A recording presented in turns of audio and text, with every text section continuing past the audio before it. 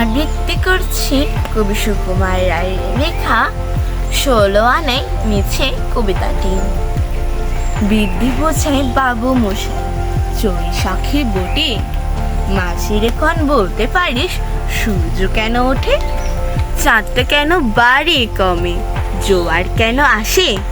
বৃদ্ধ মাঝি অবাক হয়ে ফেল ফেলিয়ে হাসে। বাবু বলেন সারা জীবন মল্লিরে তুই খাটি, জ্ঞান বিনা তোর জীবনটা যে ৪ আনার মাটি। খানিক বাদেই কহেন বাবু, বল তো দেখে ভেবে, নদীর ধারা কেমন আসে পাহাড় থেকে নেবে? বল তো কেন লবণ পোড়া সাগর ভরা পানি, মাছ শিকার আরে মশাই অত কি আর জানি?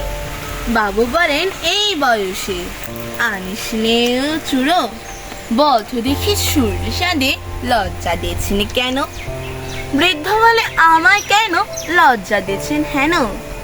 বাবু বলেন বলবো কি আর ভাই, বলবো তো রে গীতা, দেখছি এখন জীবনটা তোর ১২ আনায় বৃথা। খানিক বাদে ঝড় উঠেছে, ঢেউ উঠেছে ফুল, বাবু দেখেন নৌকার কানে ডুবলো বুঝি দূরে। মাঝি এখন একে আপদ, ওরে ও ভাই মাঝি, ডুবলো নাকি নৌকা এবার, মরবো নাকি আজি? মাঝি শুধাই সাঁতার জানো, মাথা নাড়েন বাবু। মূর্খ মাঝি বলে মশাই এখন কেন কাবু?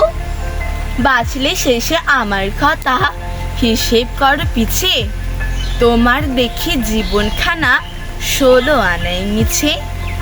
ধন্যবাদ।